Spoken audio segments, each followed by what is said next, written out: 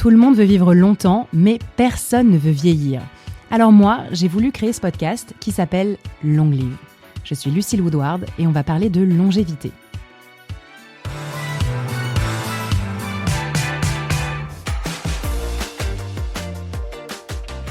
Bonjour à tous, dans ce nouvel épisode de Long Live, j'ai eu envie d'aller au cœur du sujet autour duquel on tourne comme un éléphant dans la pièce qu'on n'ose pas vraiment voir, la chirurgie esthétique. Et oui, ce vaste sujet qui est un peu dans tous les esprits quand on invoque la longévité. Alors je suis allée parler à l'une des plus grandes spécialistes de ce sujet, le docteur Nathalie Rajao-Narivello. Elle est chirurgien plastique, esthétique et reconstructrice. Elle est aussi formatrice en injection Botox auprès des médecins esthétiques partout en France et à l'international. Alors qu'est-ce qu'on peut demander à la chirurgie esthétique ? Qu'est-ce qu'on ne peut surtout pas lui demander et en espérer ? Comment éviter les ratés ? Comment bien vivre sa vieillesse avec ou sans la chirurgie esthétique ? Un sujet passionnant, dans lequel on va vraiment au fond du problème. On parle aussi du coût et des résultats. C'est un sujet qui m'a passionnée et qui va forcément vous intéresser, même si vous n'avez pas envie d'y toucher. Allez, très bonne écoute et je vous retrouve juste après.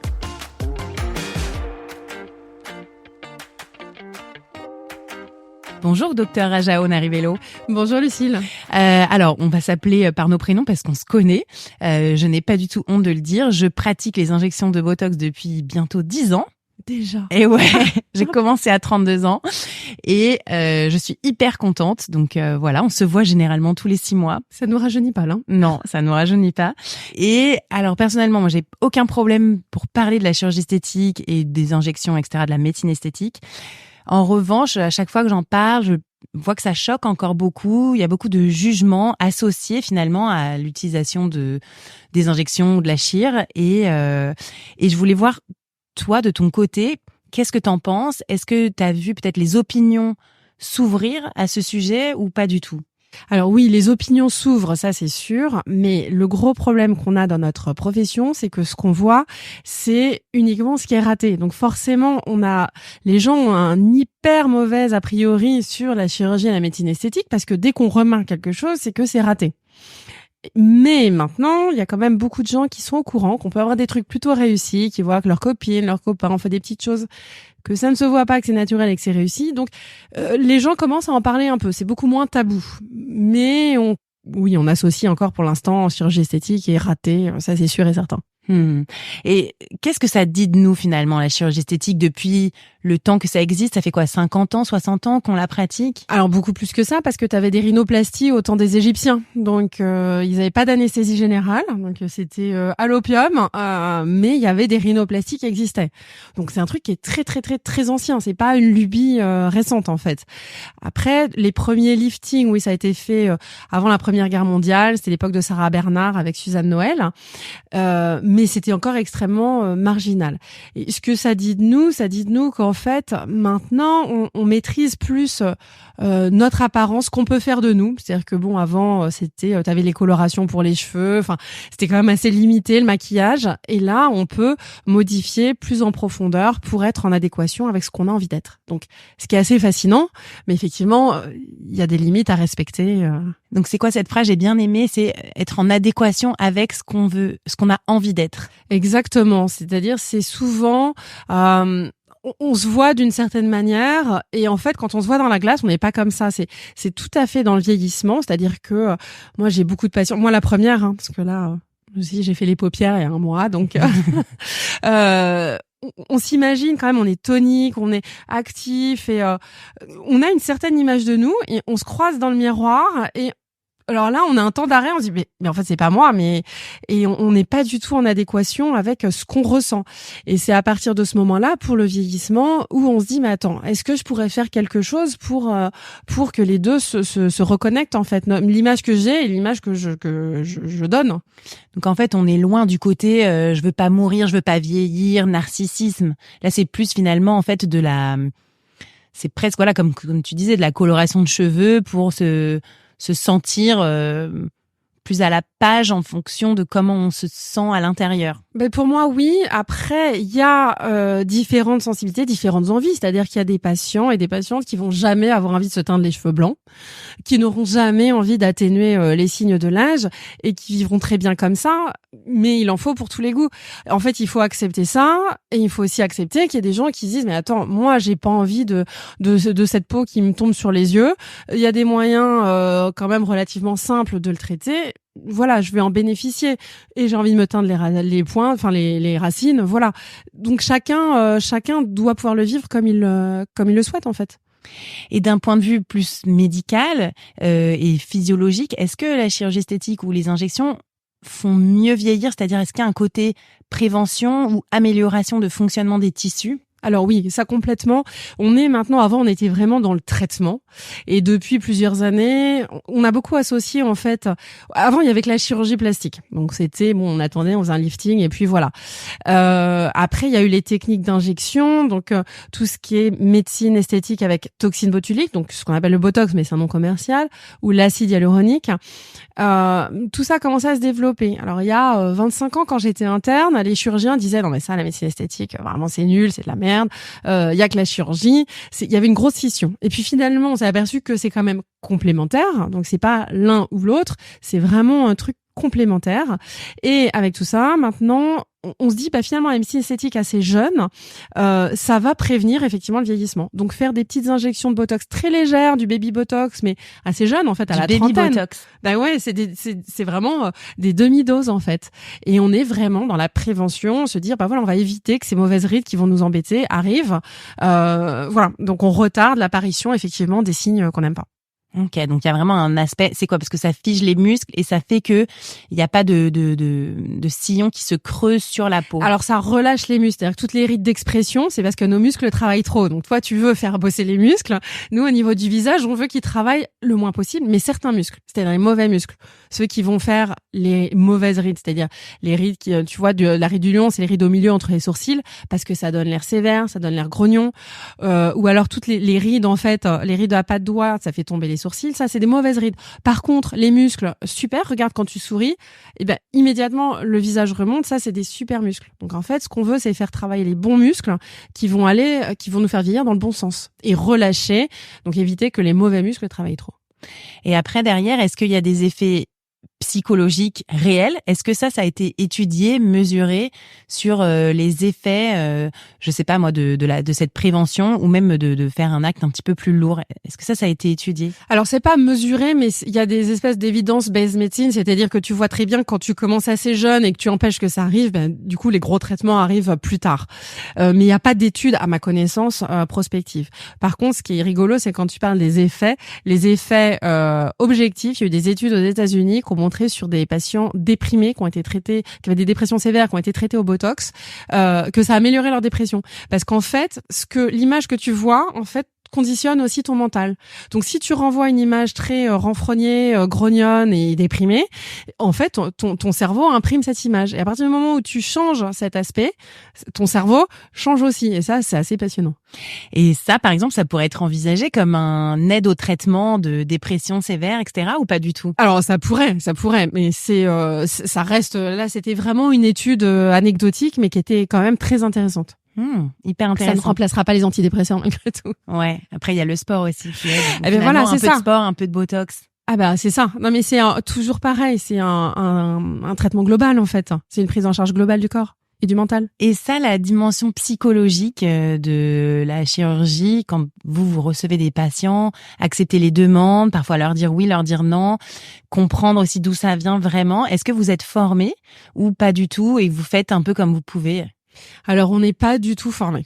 Mais alors, pas du tout. Okay, C'est-à-dire qu'on fait 15 ans d'études, mais on n'est pas du tout formé à la psychologie et au relationnel. On l'apprend sur le tas dans nos études. Et c'est vrai qu'il y a des médecins qui sont plus ou moins empathiques. Il y a des patients qui ont des très mauvais contacts avec des médecins parce qu'ils vont dire qu'ils étaient vraiment odieux, pas gentils. Malheureusement, ça arrive. Et puis, heureusement, la plupart du temps, ça se passe quand même très bien et les patients ont l'impression d'être compris. Mais c'est vraiment une formation qu'on fait tout seul.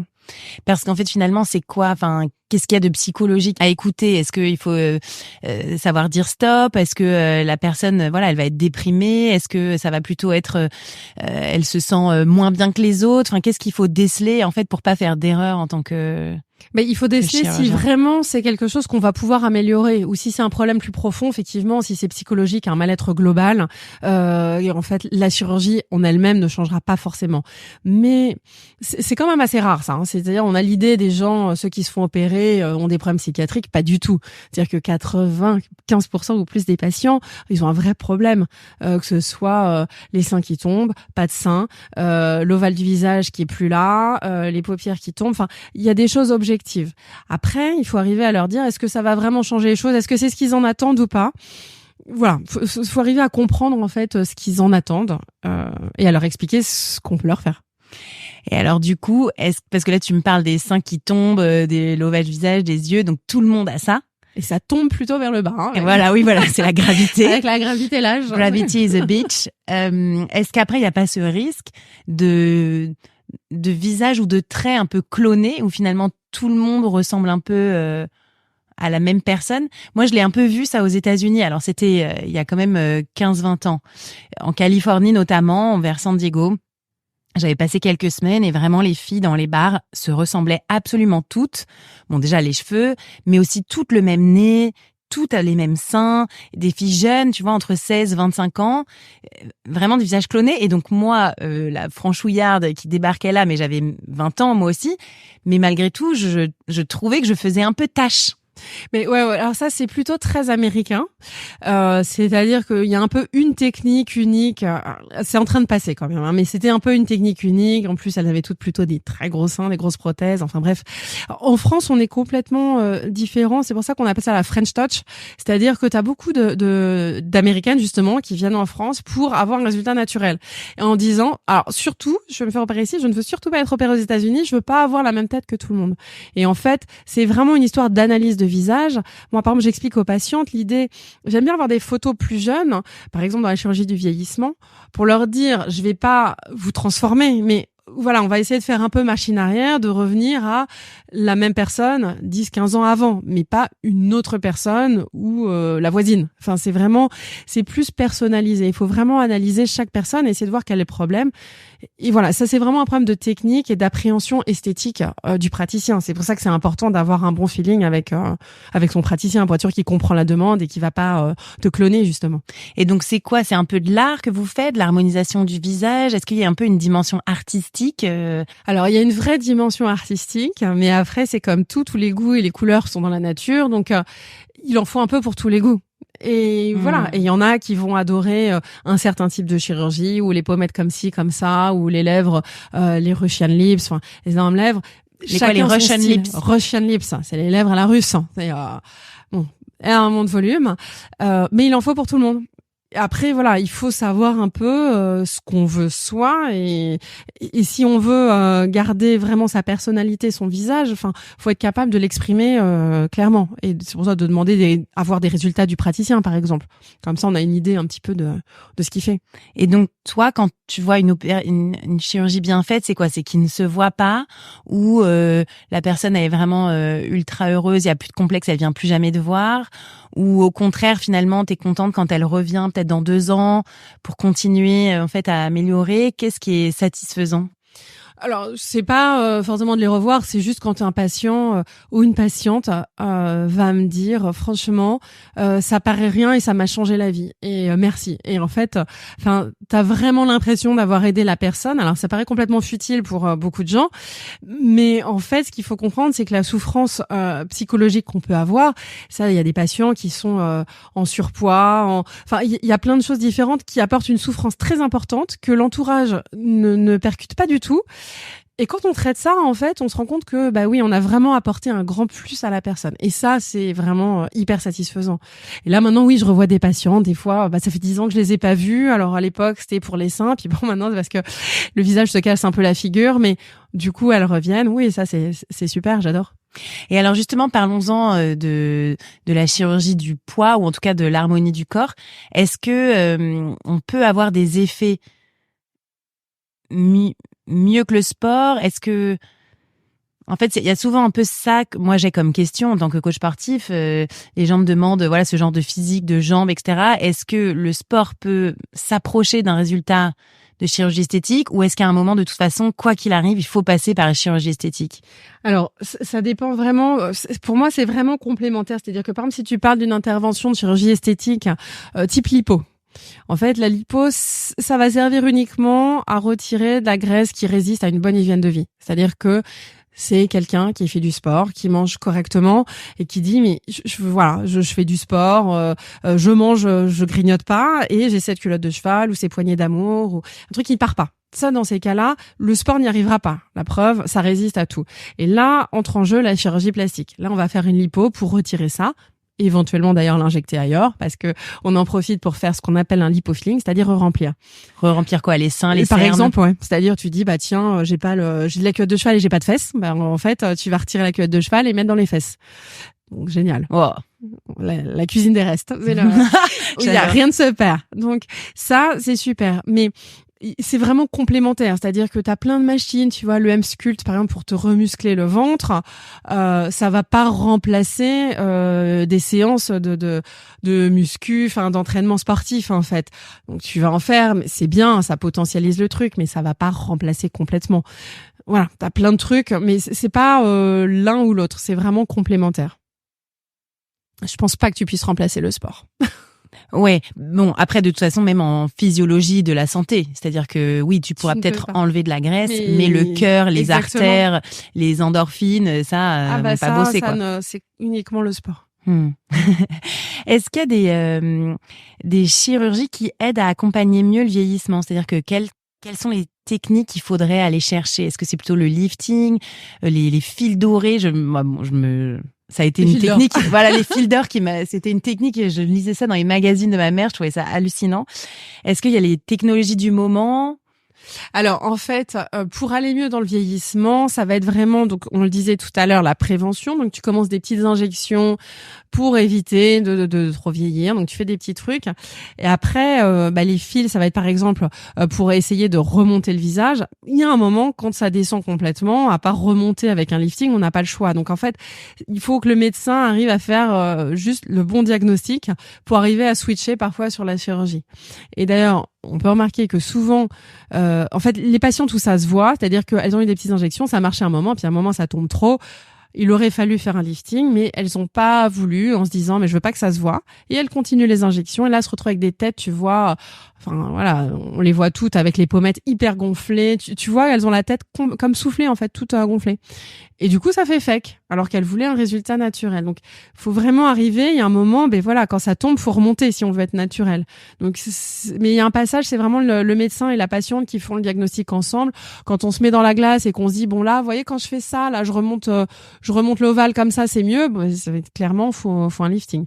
Mais avant, t'as effectivement une multitude de techniques pour essayer de retarder ça, que ce soit les ultrasons, la radiofréquence, les injections. T'essayes de combiner plein de trucs pour retarder ce passage à la chirurgie. Et donc en fait ça, le chirurgien esthétique c'est de tout faire, le botox, le laser, les injections, les ultrasons, ou est-ce qu'il faut un peu soi-même picorer un peu à droite à gauche, aller chercher l'info si on a envie de...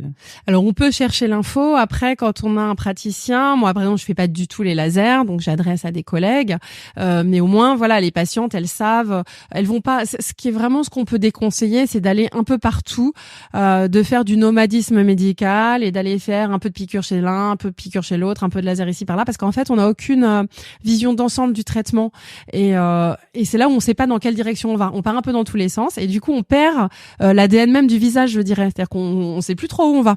Donc c'est pour ça que c'est important d'essayer de garder quand même les mêmes praticiens qui vous suivent. D'accord. Et tu parlais du visage, mais est-ce que c'est pareil finalement pour les seins, les fesses? Donc à un moment on peut avoir envie de seins plus gros, on se met une prothèse. Après les seins sont trop bas, il faut les remonter. Est-ce que c'est pareil pour d'autres endroits du corps? Alors oui, c'est pareil pour les grosses plaintes avec le vieillissement, c'est les bras. Alors énormément, parce qu'il y a de la graisse qui s'accumule derrière les bras et la peau qui devient flagada. Donc ça, c'est une énorme demande avec l'âge. Ok. Et puis il y a les cuisses aussi, les genoux. Et ça, c'est vraiment les zones au moment où on a les genoux qui nous embêtent et on n'arrive plus à mettre les shorts, les jupes. Et malheureusement pour ça, il n'y a pas beaucoup de traitements qui fonctionnent bien. Donc ça, on a encore des progrès à faire en chirurgie et en médecine esthétique. C'est quoi la peau du genou là sur le dessus du genou qui vient toute fripouillée, la graisse, voilà. Et ça, et par exemple, on peut pas faire de lipo, sinon la peau encore plus fripouillée. Donc, on n'a pas vraiment de super bonnes techniques pour cette zone-là encore. Et est-ce qu'il y a un moment où c'est un peu trop tard finalement pour commencer ou pour le faire? Est-ce que alors non, heureusement qu'on va pas dire aux patients non mais là c'est trop tard, c'est foutu. Mais plus on va commencer des petites choses tôt, c'est-à-dire que tu vois les patientes qui ont commencé à faire un petit peu d'injection tôt, elles gardent un visage vraiment naturel, on fait des petits trucs très légers pendant longtemps, puis quand ça tombe on fait un lifting. Et puis voilà, si 15 ans après, à 75 ans, elles veulent encore être fraîches, on refait. Ça sera toujours mieux que quelqu'un qui n'a jamais rien fait et qui arrive à 70 ans en disant voilà, j'ai jamais rien fait. On n'aura jamais le même résultat que quelqu'un qui s'est entretenu les années d'avant, ça c'est sûr. Mais un entretien, c'est fou. Trop tard. Ouais, c'est vraiment de l'entretien. C'est voilà, comme l'entretien du corps. Et alors, jeter un pavé dans la mare, mais est-ce que les crèmes peuvent aider finalement à mieux vieillir, à éviter les rides ou pas du tout? Alors les crèmes ça hydrate, mais ça hydrate les couches superficielles. Elles n'ont pas l'autorisation de pénétrer dans les couches profondes de la peau. Sinon ça devient des médicaments et c'est plus des cosmétiques. Donc bon, c'est pour ça que la crème idéale, c'est compliqué d'avoir la crème idéale, ça existe pas. Non, mais parce que tu vois, il y a quand même une différence entre il y a des crèmes à 200, 250 € qui te vantent Night Repair, je ne sais pas, enfin voilà, anti-rides à la je ne sais quoi, quelle molécule, ultra cher. Enfin, tu vas chez Sephora, ça peut prendre des prix dingues. Donc, tu vois, est-ce que ça vaut le coup d'investir dans des crèmes comme ça qui sont finalement presque la moitié d'une injection de Botox? En fait, si vraiment ça nous fait plaisir et qu'on a les moyens, ok. Mais comme ça reste dans les couches superficielles, ça va pas les traiter vraiment. Ça va pas vraiment traiter en profondeur. Donc c'est toujours un peu en train de nous dire que ça sert à rien. Je le dis moi du coup parce que c'est pas toi qui le dis. C'est un petit plus. Mais c'est pas l'essentiel, faut pas se baser dessus. Est-ce qu'il y a des molécules à aller chercher? Alors c'est des molécules qu'on traite vraiment beaucoup. Alors s'il y avait une seule molécule, pour moi, ça serait l'écran solaire, le SPF 50. Ça c'est vraiment le truc, la protection solaire, parce que le soleil, ça donne des ridules, ça donne des taches. Donc c'est les deux trucs qui font vieillir la peau énormément. Ça serait la molécule géniale. Mais sinon, dans les soins, on va chercher de l'acide hyaluronique, mais toujours pareil, qui reste en superficielle, et puis tout ce qui est à base de vitamine C qui apporte de l'éclat, des choses comme ça dans le vieillissement, ça c'est très très bien.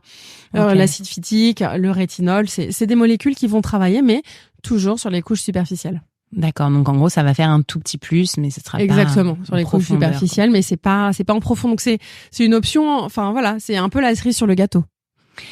Bon, en gros, la Nivea SPF et la Roche-Posay sérum vitamine C, voilà, qui coûte 30 €, 15 €. C'est déjà bien. Ok, très bien, à noter. Comment est-ce qu'on assume ou pas de passer par la chirurgie esthétique ou les injections ou le laser? Est-ce qu'il y a un degré plus facile à assumer? Moi, j'ai l'impression que oui. Est-ce qu'il faut le dire, pas le dire? Qu'est-ce que t'en penses de ça? Alors, en fait, faut faire comme on le sent. Moi, j'ai tous les cas de figure. J'ai des patientes que je connais depuis des années, depuis une dizaine d'années, qui font des injections, qui le disent pas à leur mari parce que le mari leur dit si jamais tu fais une injection, je te quitte. Je vois très bien. Voilà. Et du coup, non mais c'est génial parce que c'est des bandes de copines qui font des dîners ensemble avec les maris. Le mari en plein milieu du dîner qui va dire non mais regardez elle fait rien. Enfin je vois pas pourquoi vous faites des injections. Regardez elle fait rien, elle est superbe. Et donc là t'as toutes les copines qui se marrent en douce.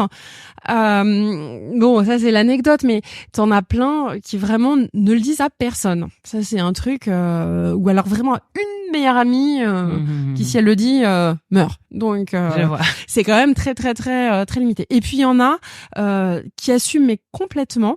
Et c'est rigolo parce que moi j'ai pas mal d'hommes en chirurgie du regard, donc qui font les paupières et qui sont des hommes. T'as des chefs d'entreprise, enfin vraiment des qui ont des grosses équipes derrière eux. Et alors, ils en ont rien à secouer, ils assument le truc. Eux, c'est j'ai un problème, je le traite. Voilà, j'ai la tête en patate pendant 8 jours, mais j'ai traité mon problème et voilà. Et ça ira mieux après. Et ça ira mieux après. Et c'est assez marrant parce que souvent on se dit que les hommes assument beaucoup moins, mais en fait, voilà, problème, solution, fin de l'histoire. Donc c'est assez drôle. C'est un peu la peur du jugement aussi, finalement. Pourquoi est-ce qu'on dit? C'est pour pas être jugé. Mais complètement, parce que quand on dit, tiens, j'ai envie de faire n'importe quoi, hein, une lipo, des prothèses, un lifting, il y aura toujours des copines qui vont dire, bah, t'en as pas besoin, voilà. Et donc, on est obligé d'aller s'expliquer, se dire, mais si, pourquoi? Moi, je trouve que j'en ai besoin. Et voilà. Alors qu'en fait, si on fait tout ça, c'est pour soi. Et en fait, la seule personne à qui il faut rendre des comptes, c'est soi-même, en fait. Donc, voilà.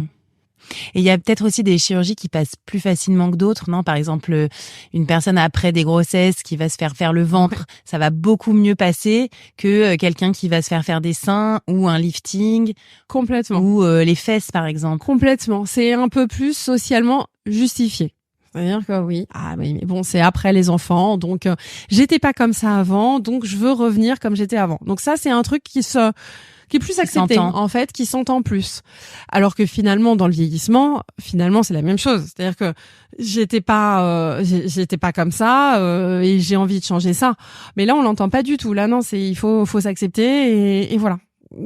Alors bon, on pourrait très bien dire, mais écoute, t'as eu des enfants, le ventre est explosé, t'as les seins qui tombent, faut l'accepter. Enfin, oui. Voilà. Et parfois on l'entend aussi. Et on l'entend, mais en fait, on se sent jugé aussi sur ça. Et il faut pouvoir l'entendre en fait. Quelqu'un peut, heureusement qu'il y a des gens qui veulent pas faire de la chirurgie. Il en faut. Moi, je suis vraiment pour défendre le fait que tout le monde a le droit d'avoir ses idées, mais tout le monde a le droit de mettre en pratique ses idées. Donc, sans être jugé ni par les uns ni par les autres. Est-ce qu'il y a des tendances? Toi, ça fait 20 ans que tu es chirurgien esthétique, voilà. Est-ce qu'il y a des tendances que tu as vues de plus comme ci, comme ça, des tendances de visage ou pas trop en France? Il y a des tendances. Moi personnellement, j'ai pas trop cette demande parce que, je fais vraiment tout ce qui est très naturel. Donc, j'ai jamais personne qui va me dire, qui va venir me voir en me disant, écoutez, je veux vraiment les fesses de Kim Kardashian. Enfin, voilà. Mais il y a vraiment eu des tendances. On voit dans les demandes de chirurgie plastique des tendances de silhouette. Et effectivement, je dis Kim Kardashian, mais parce que ça a vraiment apporté une vraie image qui a transformé l'image des femmes, où il y a eu pendant 7-8 ans une grosse demande du fameux BBL, Brazilian Butt Lift, où tu faisais une énorme lipo de tout le corps et tu réinjectais dans les fesses. Et ça faisait cette forme. Et puis après, elle a retiré ses prothèses, elle a fait des lipos, des machins. Et donc là, hop, c'est plus du tout à la mode. Mais le corps, c'est pas c'est pas un sac à main, donc faut pas jouer avec son corps. Là, pour l'instant, la tendance, on a un développement, les patientes se rendent compte en ce moment, par exemple, que oui, les liftings, ça peut être naturel. Parce que on en parle beaucoup. On parle beaucoup des liftings, des deep plane facelifts. Enfin, c'est des choses qui circulent beaucoup sur Instagram, par exemple. Quoi, des deep plane? C'est-à-dire, en fait, c'est tout bêtement les liftings qu'on fait depuis 20 ans, mais qui sont très maintenant, on en parle beaucoup, en fait. Où tu vas faire des liftings sur les plans profonds. Parce que si tu tires que la peau sur un visage, ça sert à rien. Tu vois, quand t'es enceinte, t'as un ventre qui est énorme parce que la peau est élastique. Donc, si tu tires sur la peau, la peau finalement va s'adapter, va se détendre, et puis au bout de 3 mois, ton résultat il tient plus. Donc c'est pour ça que si tu veux faire un lifting qui fonctionne, tu vas sur les plans en profondeur, c'est les muscles du visage. Et ça, il y a vraiment beaucoup de chirurgiens qui communiquent beaucoup dessus, avec des très belles photos avant-après, et ça permet de se rendre compte qu'en fait, le résultat d'un lifting, c'est hyper naturel. Donc là, la tendance, c'est les patientes se disent un peu, finalement, les injections, c'est peut-être ça qui fait que c'est pas très naturel, donc t'as une tendance à aller des injections vers la chirurgie en ce moment. Voilà. Pour plus de naturel, parce que en France, vraiment, on veut plutôt du naturel. Ok. Et alors, c'est quoi le futur de la chirurgie esthétique? Vers quoi est-ce qu'on va aller, sachant qu'on va tous vivre plus longtemps, que le réarmement démographique, moi, j'y crois pas forcément, en tout cas pas tout de suite. Donc, on va devoir travailler plus longtemps pour pouvoir ne pas être à la retraite trop tôt, puisque personne ne pourra trop nous les payer. Et donc voilà, encore une fois, cette image qu'on transmet aux autres pour pouvoir être dans le travail et toujours dans la fraîcheur. si on a envie de l'être. Vers quoi est-ce qu'on va? Mais alors ça c'est marrant parce que ce que tu dis c'est vraiment la demande majoritaire des patients en vieillissant. C'est vraiment d'avoir l'air frais parce que il y a de la concurrence, parce qu'il y a les petits jeunes derrière, parce que voilà, et c'est vraiment le truc. J'ai l'air fatiguée, mais je suis pas du tout fatiguée, docteur. Alors que tout le monde pense que je suis fatiguée. Et donc c'est ce que je te disais au début, on veut se remettre en adéquation. Donc là, avec le futur, on va développer, je pense encore beaucoup tout ce qui est cette prévention. Nous en France par exemple, il y a tous les injections de PRP, on n'a pas le droit de le faire, les PRP dans le visage, mais c'est des choses pour justement apporter des facteurs de croissance naturels dans la peau. Donc en gros c'est comme on le fait en cheville ou en genou, ouais. On prend les plaquettes on prélève Exactement. du sang, on prend les plaquettes et on les réinjecte. Donc oui. Dans les chevilles, dans les genoux, pour l'instant c'est ça qui est fait, mais ça peut être fait dans le visage. Tout à fait. C'est ce qu'aux États-Unis, ils appellent ça le vampire lift. Le lifting du vampire. Parce qu'en fait, on fait une prise de sang, effectivement, tu traites ce sang pour avoir les plaquettes. Et en fait, ces plaquettes, elles sont bourrées de facteurs de croissance. C'est pour ça qu'on les utilise. Les facteurs de croissance, c'est comme des super vitamines, mais que notre propre corps fabrique. Donc, en fait, c'est super. Ça se fait en Grèce, ça, par exemple. Ah, bah oui. C'est la graisse, tu réinjectes la graisse, c'est le lipofilling, c'est génial. Dans le pays, en Grèce, le pays européen. Ils le font. Oui, ils ont le droit. Ça se fait le PRP, ouais. Mais il y a d'autres pays en Europe où t'as le droit. En France, c'est strictement interdit dans le visage. C'est autorisé dans le cuir chevelu pour les chutes de cheveux, mais ce n'est pas autorisé dans le visage. Ne cherche pas à comprendre. Okay. Et d'ailleurs, en termes de cheveux, il y a beaucoup de demandes. Alors, je sais pas si toi tu le fais, les réimplantations capillaires, ça marche vraiment? Alors moi, je le fais pas, mais ça marche vraiment. Oui. C'est vraiment des techniques pour les hommes. Maintenant, il y a une demande phénoménale. Ça s'est énormément développé dans les 15 dernières années. Maintenant, tu as des centres entiers qui le font, mais ça marche vraiment. Quand c'est bien fait, c'est. Et c'est pareil, c'est de la prévention qu'il faudrait faire, ou est-ce que il y a des moments où c'est trop tard? Non, alors oui, en prévention, c'est-à-dire quand t'as des golfes qui apparaissent ou une calvitie débutante, c'est sûr que si t'es chauve, t'as plus de bulbe pileux à prélever, donc c'est trop tard. Mais au début, oui, quand t'as vraiment c'est vraiment la demande, c'est les golfs et le début exactement, le début de tonsure, le début de golf, ça c'est le bon moment en fait. Et plus pour les hommes, mais t'as beaucoup de problèmes de cheveux aussi chez les femmes, qui ont les cheveux avec l'âge, la ménopause, tout ça, qui deviennent tout fins, tout cassants et qui elles font beaucoup d'injections de PRP dans les cheveux. Et alors ça, donc tout ce qui est prévention dont tu nous parles, il faudrait, c'est pas qu'il faut commencer, mais à quel âge est-ce que on peut avoir une première consultation finalement avec un chirurgien esthétique pour aller dans cette prévention et dans cet accompagnement du vieillir comme on a envie de vieillir? Je pense idéalement vers la trentaine, tu fais une petite consultation, voir. Alors qu'on va te proposer, ça va être des choses extrêmement light en fait, plutôt des traitements de surface pour améliorer la peau. Enfin vraiment, c'est quand je parle de surface, c'est tout ce qui est que ce soit les peelings, les lasers, c'est vraiment pour améliorer la peau. Et moi, j'explique ça aux patientes en rigolant, en disant c'est comme dans une maison, il y a les murs et puis il y a le papier peint. Donc à 30 ans, c'est plutôt le papier peint. Les murs, ils tiennent encore. Donc voilà. Mais au moins t'as un premier contact et puis voilà, comme ça t'as un petit entretien. Alors ça peut être tous les 2 ans, tous les ans, enfin ça dépend. Et puis à un moment, on va dire là, ça serait bien de passer un petit peu de botox parce que là ça commence à se marquer un peu, donc on fait du baby botox très légèrement. Mais comme ça, voilà, on retarde vraiment les signes du vieillissement. Donc une petite consultation à 30 ans, c'est super pour celles qui ont envie, bien sûr. Ouais, bien sûr. Il faut toujours peser ses mots et on est bien sûr pas du tout dans l'injonction. Pas du tout. Non. Après, c'est un coût énorme. Oui. Donc, est-ce que tu penses que les technologies vont diminuer en coût avec l'augmentation de la demande, ou est-ce que ça restera quand même quelque chose de très cher, de très onéreux, et du coup, avoir vraiment une vraie différence entre les classes sociales? C'est un peu comme tous les produits, que ce soit les sacs à main, les crèmes, on en parlait, c'est-à-dire qu'on pourra trouver, je pense, à tous les prix. Mais actuellement, au début, il y avait plutôt que des choses plutôt très chères. Et évidemment, il y a des petites marques qui vont se développer. Enfin, il y aura des offres qui seront plus accessibles. C'est obligé parce qu'il y a une très grosse demande. Donc, l'offre va s'adapter à la demande. C'est un risque, ça, de payer moins cher ou pas? Enfin, ou est-ce que c'est juste tu prêches ta paroisse, après c'est normal? Il faut en fait l'essentiel c'est de s'assurer qui fait les injections, que ce soit un praticien qui soit un praticien autorisé déjà, donc que ce soit bien un médecin que ça soit pas une infirmière, que ça soit pas une esthéticienne, où là, bien sûr, c'est beaucoup moins cher, mais on se retrouve avec des catastrophes qu'on traite. Vraiment dans ces cas-là. Oui, tu peux avoir vraiment des nécroses du visage. Il y a des jeunes filles qui ont été défigurées par des injections faites chez les esthéticiennes, qui ont perdu leur nez. Tu peux perdre la vue. Enfin, t'as des choses vraiment dramatiques. Nous, dans tous les congrès maintenant de chirurgie plastique, tu as systématiquement une session consacrée aux complications des injections. Donc, c'est quand même, des injections d'acide hyaluronique. Parce que ce qu'il faut comprendre, c'est que les injections de Botox, globalement, le raté, c'est juste que, t'as une tête 6 bizarre. mois, c'est moche. Même pas, pendant 3 mois. T'as une tête un peu bizarre qui est pas le résultat qu'on voulait, mais c'est complètement réversible et il va rien se passer. Alors que l'acide hyaluronique mal injecté, ce qu'injectent les esthéticiennes éventuellement, ça va boucher un vaisseau. Donc, le territoire du vaisseau va mourir. Donc, tu as ce qu'on appelle une nécrose, ça devient tout noir et ça meurt et le tissu tombe. Donc, tu peux perdre vraiment ton nez, ta lèvre, des bouts de ta joue. C'est vraiment pas anodin. Donc, c'est vraiment la recommandation, quel que soit le prix, c'est vraiment vérifier déjà les compétences de la personne qui injecte, les conditions de stérilité. Faut que ce soit très propre. C'est quand même un acte médical avec des aiguilles, donc on le fait pas dans une arrière-cuisine.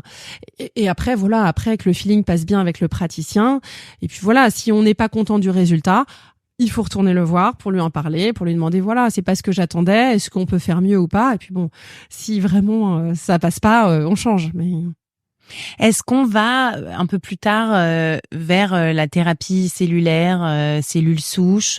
Est-ce que c'est vers là qu'on se dirige en chirurgie esthétique? Oui, probablement ça. Mais alors c'est pas du tout de suite, vu que déjà le PRP est pas autorisé. On n'est pas encore aux cellules souches, mais ça sera dans l'avenir, dans les années qui viennent. Donc c'est-à-dire cultiver ces cellules du visage jeunes quand on a 15-20 ans pour ensuite nous les réinjecter. Par exemple. Ça sera probablement une possibilité. Là, pour l'instant, on n'y est pas encore du tout parce que, par exemple, ce qu'on essaye de faire toujours en lipofilling, par exemple, les patientes se disent, écoute, là, je fais une lipo, j'ai pas besoin de la réinjecter, mais peut-être qu'un jour, j'aurai besoin. Et comme tu réinjectes tes propres cellules graisseuses, tu prends pas celles ni de ta mère, ni de ta sœur, ni de la voisine, l'intérêt, ça serait effectivement de garder ces cellules.